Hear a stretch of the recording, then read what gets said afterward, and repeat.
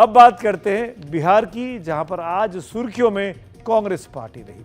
इसीलिए एक तो राहुल गांधी वहां पर थे, वो कांग्रेस के नेता कन्हैया कुमार की पदयात्रा में शामिल होने बेगूसराय पहुंचे थे और फिर पटना आए। वहां पे कांग्रेस के दफ्तर सदाकत आश्रम में कांग्रेस नेताओं और कार्यकर्ताओं को संबोधित किया। लेकिन जिस वक्त वो अंदर पार्टी के कार्यकर्ताओं का हौसला बढ़ा रहे थे, उनसे बात कर रहे थे, बाहर उनके कार्यकर्ता आपस में ही मारपीट कर रहे थे, एक दूसरे की धुनाई कर रहे थे। इन तस्वीरों के बीच कांग्रेस का क्या है बिहार प्लान, जिसमें आपस में ही मचाए घमासान, उसको समझने के लिए देखिए ये खास रिपोर्ट।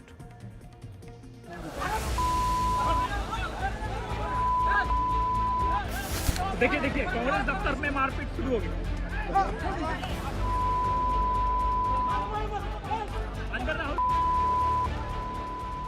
राहुल गांधी की पटना वाली मोहब्बत की दुकान में उनके कार्यकर्ता ही मारपीट का सामान इकट्ठा करके बैठ गए। देखिए कांग्रेस दफ्तर में मारपीट शुरू हो गई।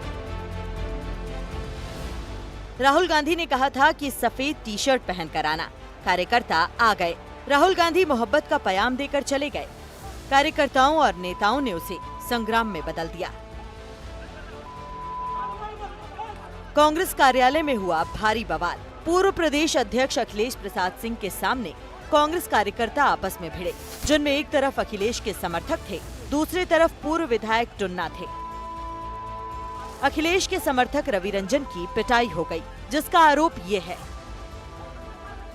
अरे मैं पंचायत समिति में पकड़ी दाल से जीता हूँ, मैं भूमिहार हूँ, इसलिए राजपूत होकर मारा है। ये सब कुछ उस समय चल रहा था जब अंदर राहुल गांधी कांग्रेस के नेताओं और कार्यकर्ताओं को एकजुट होकर नीतीश सरकार से मोर्चा लेने का संदेश दे रहे थे। इस मारपीट से इतना तो साफ हो गया कि बिहार कांग्रेस एकजुट नहीं है। बिहार में कांग्रेस की ताकत भले नहीं है, लेकिन एक दूसरे पर ताकत दिखाने की कला बाकी है। बिहार में कांग्रेस अपने दम पर खड़ा होना चाहती है, लेकिन लालू यादव की पार्टी की पिछलग्गू भी है। बिहार में कांग्रेस के नेता और कार्यकर्ता अपने नेता राहुल गांधी के संविधान के प्रति प्रेम से इत्तेफाक नहीं रखते। नहीं तो जिस सदाकत आश्रम में कभी महात्मा गांधी ने वास किया था और आखिरी दिनों में डॉक्टर प्रसाद रहा करते थे, जो गुलामी के दिनों में आजादी के आंदोलन का अड्डा था, वहाँ से ऐसी तस्वीरें नहीं आती। बिहार का युवा बीपीएससी के टाइम से परेशान है। जिस तरह से उनके ऊपर लाठियां बरसाई गई थी, जिस तरह से उनके साथ बर्बरता की गई थी, ये युवाओं को याद है। युवा कंधे से कंधा मिलाकर राहुल गांधी जी के साथ चल रहा है और आगे भी चलेगा। हम पूरी तरह से आश्वस्त हैं कि बिहार ने परिवर्तन का मन बना लिया है। दरअसल राहुल गांधी का बिहार दौरा कांग्रेस नेता कन्हैया कुमार की यात्रा को समर्थन देने के लिए था। कन्हैया कुमार की यात्रा में शामिल होने के लिए राहुल गांधी बेगूसराय पहुंचे थे। वहां उनकी 1 किलोमीटर की पदयात्रा 24 मिनट तक चली। कन्हैया की पदयात्रा पलायन रोको और नौकरी दो की अभियान का हिस्सा है। मैंने नरेंद्र मोदी जी को लोकसभा में सामने बोला,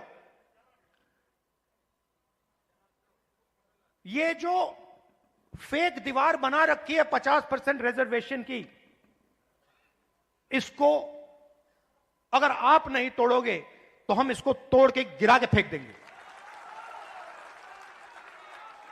और दूसरी बात, इस देश के दलितों को, पिछड़ों को, ईबीसी, ओबीसी, अति दलित, आदिवासी, गरीब जनरल कास्ट के लोगों को पता लगना चाहिए कि इस देश की सच्चाई क्या है। कि 5%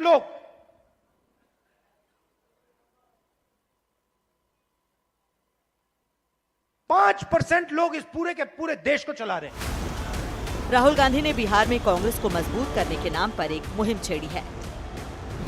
माना जा रहा है कि बिहार में कांग्रेस की सारी गतिविधियां चुनावी साल में आरजेडी पर दबाव बनाने के लिए हैं। पिछले विधानसभा चुनाव में कांग्रेस ने 70 सीटों पर लड़कर सिर्फ 19 सीटें जीती थी, यानी स्ट्राइक रेट 27% रही। वहीं आरजेडी ने 144 सीटों पर लड़कर 75 सीटें जीती थी, यानी स्ट्राइक रेट 52% रही। अगर कांग्रेस ने उसी स्ट्राइक रेट से चुनाव लड़ा होता तो कांग्रेस को 70 में कम से कम 36 सीटें मिली होती और वैसी स्थिति में महागठबंधन की सरकार बन गई होती। लेकिन कांग्रेस ने हम तो डूबेंगे सनम तुमको भी ले डूबेंगे वाली तर्ज पर तेजस्वी के अरमानों की लुटिया डुबो दी। अब बिहार में वो यात्रा कर रहे हैं तो बीजेपी के निशाने पर हैं।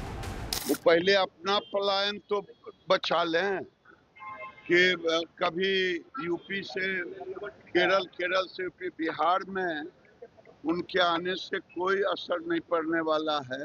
इंडिया अलायंस में जितने भी लोग हैं, कांग्रेस हो, CPI-ML हो, CPI हो, CPI-M हो, मुकेश जी हो और जो लोग भी आगे होंगे, सब अपनी अपनी पार्टी को ज़मीन पर मजबूत करें। हमारी इच्छा यही है, क्योंकि ज़मीन पर अगर हम सब मजबूत होंगे तो चुनावी जो रिजल्ट होगा वो हम सब के लिए बेहतर होगा और हमारे नेता तेजस्वी यादव मुख्यमंत्री बनेंगे। अब सवाल है कि कन्हैया कुमार की पदयात्रा और दलित तबके से आने वाले राजेश कुमार को प्रदेश अध्यक्ष बनाकर क्या राहुल गांधी लालू यादव पर इतना दबाव बना सकेंगे कि फिर से 70 सीटें लड़ने को मिल पाए? जवाब बहुत आसान नहीं है। पटना से प्रभाकर कुमार के साथ NDTV इंडिया की रिपोर्ट।